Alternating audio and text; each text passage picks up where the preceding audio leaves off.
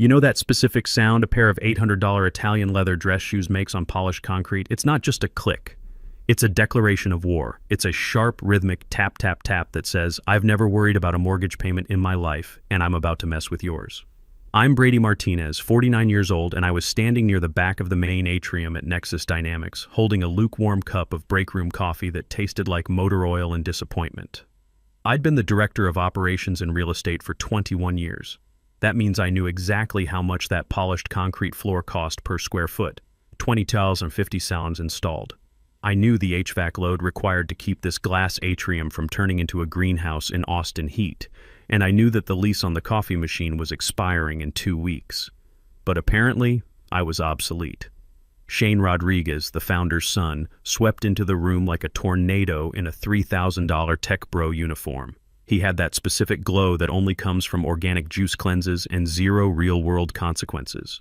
He was 29, had an MBA he probably bought from Stanford, and had just been appointed CEO after his father, Lance Rodriguez, decided to retire to a ranch in Montana to find his authentic self and avoid quarterly earnings calls.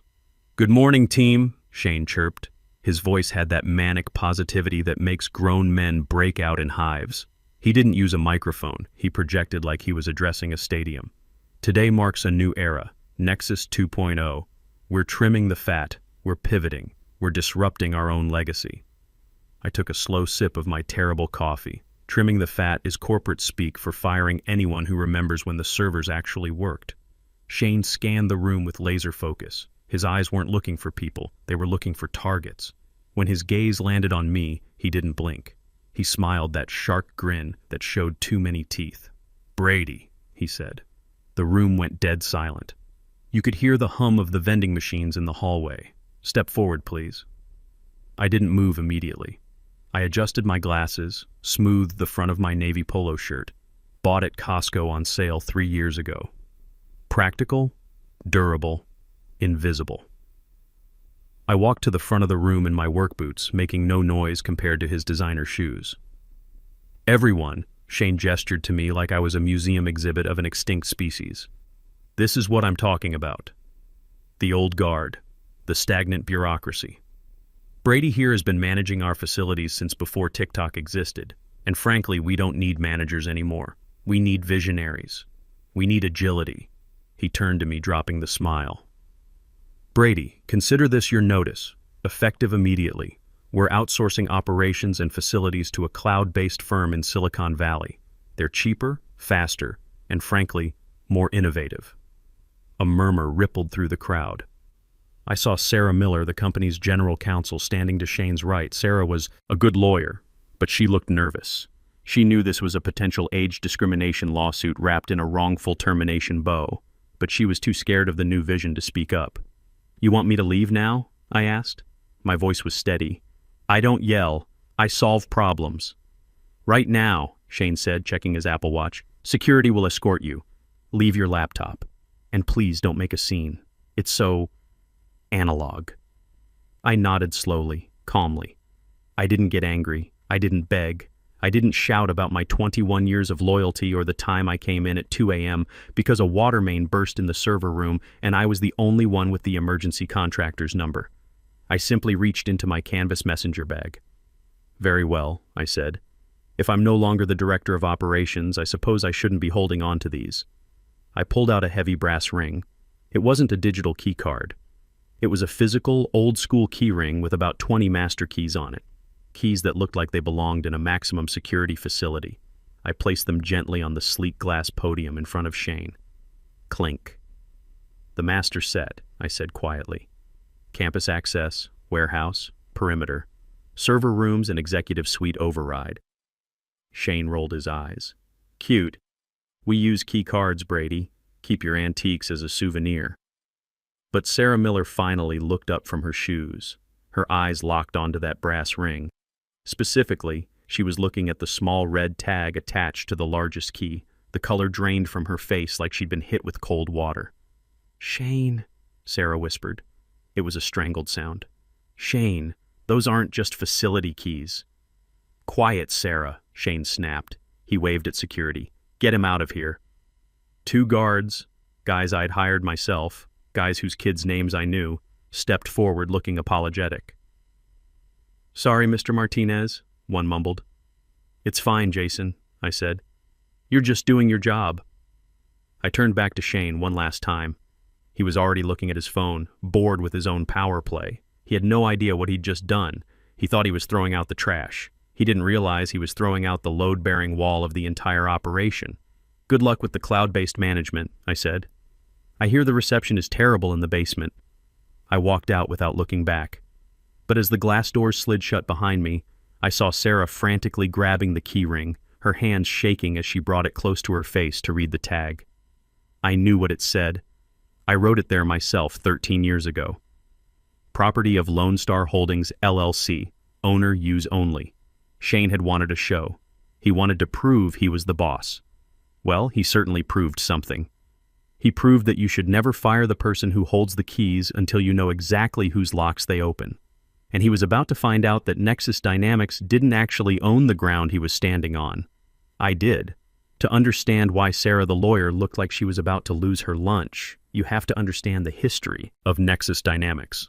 Or rather, you have to understand Lance Rodriguez's relationship with paperwork, which was about as healthy as a smoker's relationship with his lungs. 21 years ago when I started, the company was just a chaotic startup in a leased warehouse. Lance was a genius engineer and a terrible businessman. He treated tax law like a suggestion and viewed paperwork as a personal insult. He wanted to build cybersecurity solutions and buy vintage motorcycles.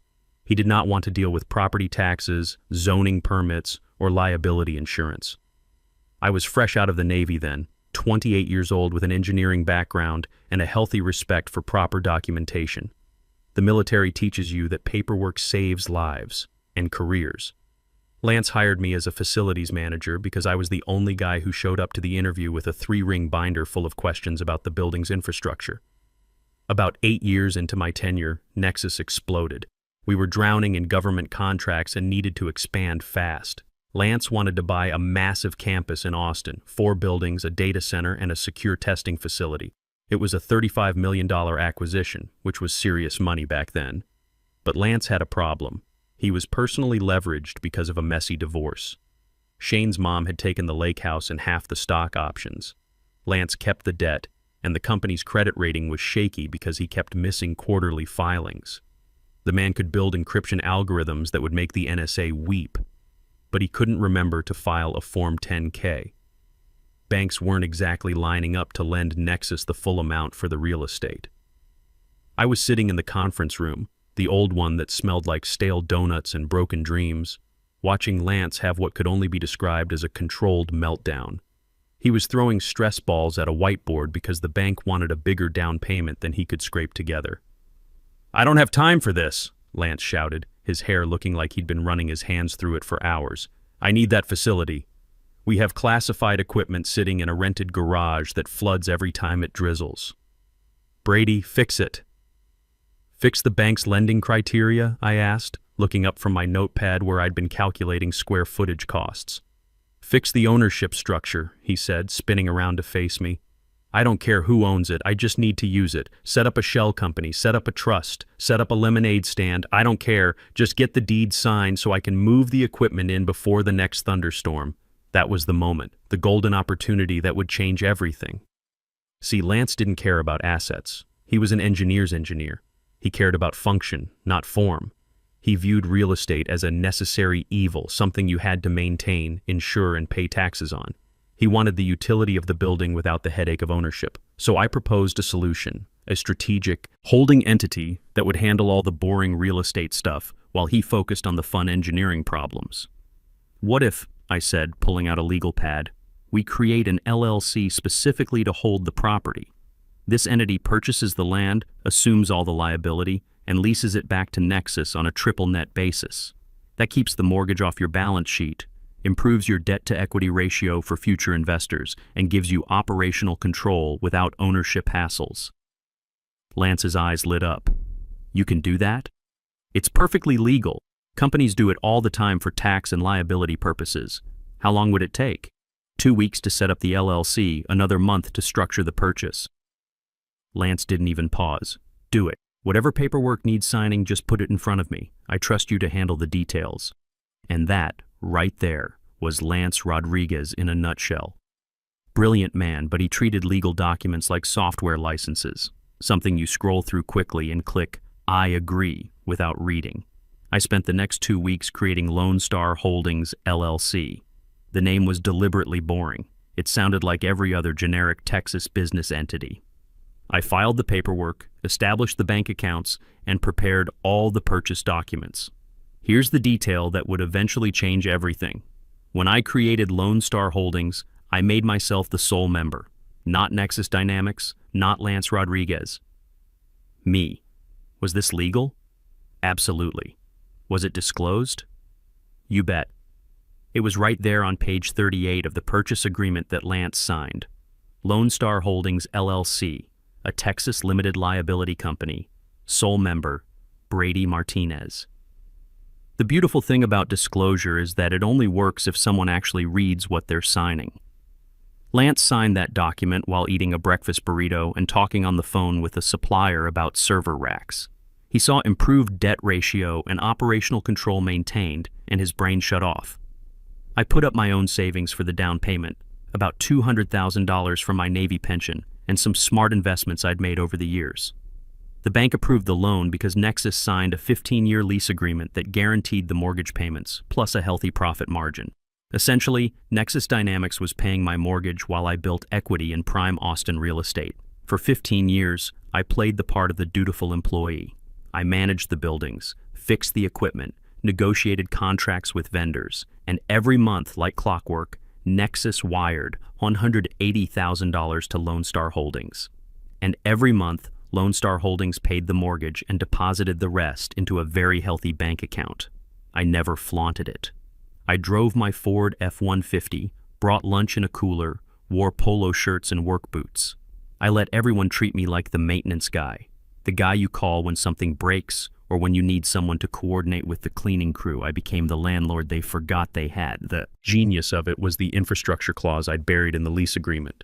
Any permanent improvements made to the property, the fiber optic cables, the backup generators, the advanced cooling systems, the security infrastructure, became property of the landlord upon installation. Nexus paid for all the upgrades, but I owned them. By the time Shane showed up with his Italian shoes and his Nexus 2.0 vision, Lone Star Holdings owned not just the buildings, but the entire nervous system that kept the company running. So when Shane fired me, he didn't just terminate an employee. He fired the guy who controlled the off switch for the entire operation, and I was about to show him exactly what that meant. 3 days before Shane officially took over, I knew the storm was coming. The rumors had been circulating around the water cooler for months. The sun is ascending. The purge is coming. Update your resumes. As a professional who actually gave a damn about business continuity, I did what any responsible facilities manager would do. I prepared a comprehensive transition document. 45 pages of critical information about leases, vendor relationships, infrastructure dependencies, and compliance requirements. It was detailed, thorough, and formatted in Times New Roman size 12 because I'm not a monster. It was also the most important document in Nexus Dynamics corporate history. I emailed it to Shane with the subject line, Critical Infrastructure Leases, Property Holdings, and Compliance Review for FY25. I copied his new chief of staff, Ashley Brown, a 24-year-old whose LinkedIn profile listed brand optimization and synergy cultivation as core competencies. I tracked the email. Ashley opened it 12 seconds after I sent it. She spent exactly 6 seconds looking at it before forwarding it to a folder labeled Legacy Docs, Boring Stuff. 6 seconds. To review 15 years of institutional knowledge. If they had bothered to read page 4, paragraph 3, they would have found this sentence. Please note that 90% of operational square footage is leased from third-party entity Lone Star Holdings, LLC. The master lease agreement is contingent upon continued employment of the designated asset manager Brady Martinez to maintain tenant good standing status. Failure to retain said manager triggers immediate renegotiation clause under Section 12B. They didn't read it. Of course they didn't. 2 days after my dramatic exit, I was at home in Cedar Park, working on my truck in the garage. My house sits on 2 acres of native Texas landscape, live oaks, bluebonnets, and drought-resistant plants that don't require constant babying. The mortgage was paid off years ago thanks to my monthly rent checks from Nexus. I was changing the oil filter when my phone started buzzing like an angry wasp. I wiped my hands on a shop rag and glanced at the screen. Notifications from the Nexus internal system were lighting up my lock screen. They hadn't cut off my email access yet. Amateurs. Urgent. Access denied server room C. Urgent. Power failure. Executive wing. Urgent. Security badge. System offline. Urgent. HVAC. System unresponsive. I smiled and took a sip of my beer. See, the smart building system that Shane was so proud of, the one that controlled access, lighting, climate, and security, was registered to the building owner, which was me. The monthly service fee was automatically charged to my corporate credit card, the same card Nexus had canceled 30 minutes after escorting me out. When they canceled that card, the auto pay for the building management system bounced, and the vendor, a company called Secure Tech Solutions, had a very strict policy. Payment failure equals immediate service suspension. No warnings, no grace period, no customer service calls, just a big red switch that gets flipped to off. Back at the office, chaos was erupting in real time. I could picture it perfectly. Shane trying to badge into his corner office, only to get a sad red denial light. Ashley attempting to access the server room to optimize the digital ecosystem, finding herself locked out by magnetic seals that wouldn't budge. And the air conditioning. Oh, the beautiful, expensive air conditioning system. When Secure Tech cut the service, the building defaulted to energy conservation mode. That meant the AC shut down, the automated blinds retracted to let in maximum Texas sunshine, and the indoor temperature began its inexorable climb toward a toasty 88 degrees. In August, in Austin. I finished my oil change and walked into my kitchen, cracking open my laptop, my personal MacBook, not the corporate Dell they'd confiscated. I logged into the Lone Star Holdings management portal and found a new message waiting. From Sarah Miller, General Counsel. Subject, urgent, key access issue. Time, 2:47 p.m. Brady, we need to speak immediately. There appears to be some confusion regarding building access. The keys you left don't seem to work on the manual override systems. Also, our bank is asking questions about a change of control provision in some lease document. Please call me as soon as possible. I closed the laptop and made myself a sandwich. Turkey, Swiss, mustard on sourdough. I had all the time in the world. Meanwhile, Shane was discovering that his inheritance came with some unexpected strings attached. He'd called an emergency meeting with Jeffrey Walsh from Southwest Commercial Bank to discuss a bridge loan for innovation initiatives. Translation: he wanted $10 million to rebrand everything, fire more legacy personnel, and hire influencers to explain why cybersecurity was basically like cryptocurrency, but for data. His plan was simple. Use the Nexus campus as collateral. Prime Austin real estate, worth at least $35 million on today's market. Should be easy money for a visionary like himself. So, Mr. Rodriguez, Jeffrey said, consulting his tablet in the sweltering conference room, you want to leverage the headquarters at 2400 Tech Ridge Drive as collateral for this loan. Exactly, Shane replied, fanning himself with a quarterly report. It's our flagship asset, represents our stability and growth trajectory. Jeffrey frowned at his screen, tapped it, frowned some more. Mr. Rodriguez, I'm seeing a discrepancy in our title search. What kind of discrepancy? Shane's voice had an edge to it. Well, according to county records, Nexus Dynamics doesn't actually own this property. Shane laughed, that sharp, disbelieving bark that rich kids make when reality doesn't match their expectations. That's ridiculous. My father built this place. I have ribbon-cutting photos. He may have cut the ribbon, Jeffrey said carefully, but the deed is held by an entity called Lone Star Holdings, LLC, and there's a no-encumbrance clause that prevents you from using this property as loan collateral, since you're technically just the tenant. The silence that followed was probably visible from space. Who, Shane asked slowly, is Lone Star Holdings? Jeffrey consulted his file. The managing member is listed as Brady Martinez. If I could have seen Shane's face at that moment, I probably would have laughed until I cried. The dawning realization that the obsolete maintenance guy he'd just fired was actually his landlord must have hit him like a freight train carrying a load of irony. Brady, Shane whispered. The facilities guy? Apparently so, Jeffrey said, closing his briefcase. I'm afraid this loan application is denied. You can't pledge assets you don't own. Furthermore, looking at your lease agreement, it appears you're subject to a renegotiation clause triggered by management changes. You might want to contact Mr. Martinez about renewal terms.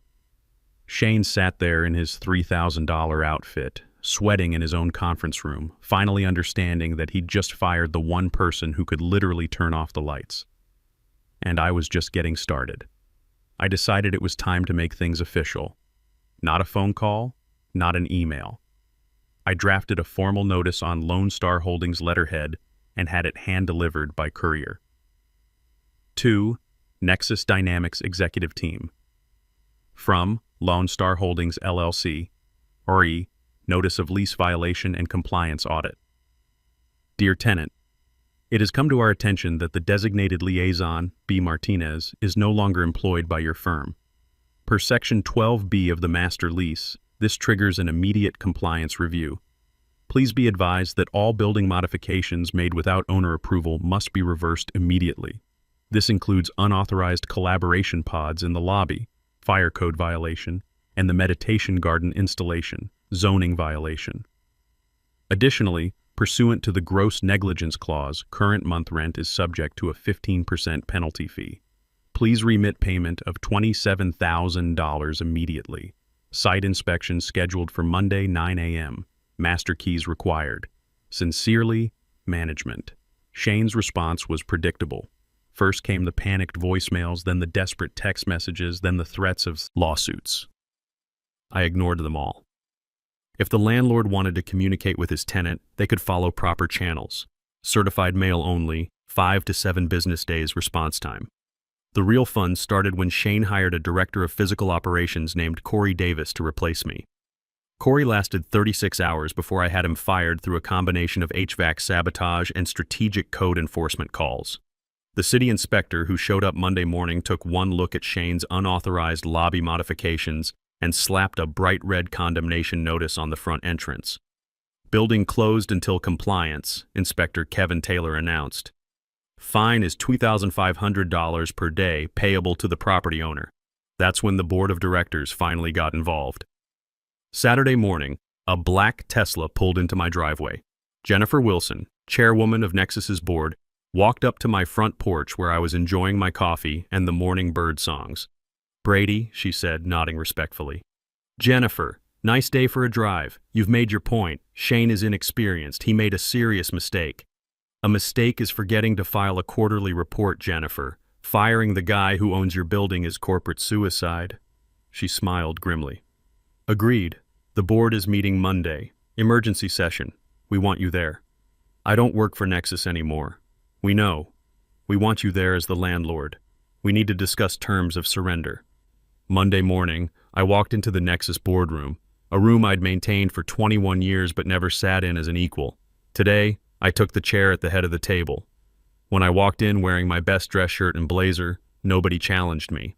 Shane was there, looking like he hadn't slept in a week. His designer clothes were wrinkled, his confidence shattered. The board members, 9 successful executives who controlled billions in government contracts, were all studying me with obvious respect. "Thank you for joining us, Mr. Martinez," Jennifer said. "Brady is fine, or you can call me landlord." Aaron Brown, a hedge fund representative, cut straight to business. "This situation is unsustainable. What do you want?" I slid a folder across the polished table. "I'm enforcing a contract that Nexus violated. You fired the required liaison. Simple breach of lease terms." "We can fight this," Shane said weakly. Sarah Miller, looking exhausted, spoke up. "Shane, I've reviewed everything again." Page 38. It was disclosed, signed, and board ratified. "We have no legal case. If we go to court, he evicts us during proceedings. We'd be bankrupt within 60 days. "So what do you want?" Jennifer asked directly. I leaned back. "I don't want my job back. I want partnership. Lone Star Holdings will forgive all violations and restore original rent rates. We'll reactivate building systems and handle compliance issues. In exchange, I want 8% equity in Nexus Dynamics and a board seat." "8%?" Shane shouted. "That's millions. It's cheaper than relocation," I said calmly, "and cheaper than bankruptcy. Your infrastructure is hardwired into my property. You can't move without starting completely over." I stood up. "One more condition. I need management I can work with. People who read emails and understand that infrastructure matters as much as innovation. Shane's face went white. He looked at Jennifer, who was carefully examining her hands. "You have until 5 p.m. tomorrow," I said, picking up my folder. "Otherwise, eviction proceedings begin Wednesday. I've already had conversations with a competitor very interested in a turnkey facility." I walked to the door. "Oh, Shane, if you need boxes for your personal items, I have plenty, but you'll need someone with keys to access storage." 4:30 p.m. The next day, Jennifer called. "It's done. The board voted unanimously. We accept your terms." Shane submitted his resignation effective immediately. "Stock transfer papers are being drafted." "Excellent. I'll reactivate building systems within the hour." "Welcome to the board, Brady. First meeting Thursday at 9 a.m. Wednesday morning, I drove to campus in my F-150 and parked in Shane's old reserved spot. I walked through the lobby. Collaboration pods gone, proper seating restored, air conditioning humming efficiently. At the elevator, the doors opened and Shane walked out carrying a single cardboard box. We stood there for a moment, the entitled air and the man he'd underestimated. "You planned this from the beginning," Shane said, his voice hollow. "I didn't plan anything, Shane. I just built a safety net. You chose to cut the rope. I still have shares. Your father texted me congratulations this morning. Turns out he prefers dividends over drama." Shane tried one last time. "You're just a maintenance guy with good paperwork. You're not a visionary." I smiled. "Shane, visionaries come and go. They burn bright, pivot fast, disrupt everything. But the guy who owns the ground? He stays. Boring pays the bills. Boring keeps the servers running. Boring built this place while you were getting your MBA. I pulled out my new key card, matte black with gold lettering, Brady Martinez, board member. Security will escort you out. Try not to make a scene. It's so analog." Shane walked away, his Italian shoes clicking a defeated rhythm on the concrete. 3 months later, I'm sitting in my first board meeting as an equity partner, watching our new interim CEO, a competent woman named Lisa Garcia who actually reads her emails. Present quarterly numbers. Revenue is up 15% since Shane left. Funny how things improve when you stop disrupting everything that works. Shane? Last I heard, he's at some AI startup in San Francisco, probably learning that daddy's money can't buy competence. As for me, I'm exactly where I belong, making sure the foundation stays solid while the company grows. Because that's what we do. We build things that last. We read the fine print. We remember everything. And sometimes when someone mistakes quiet competence for weakness, we remind them who really holds the keys.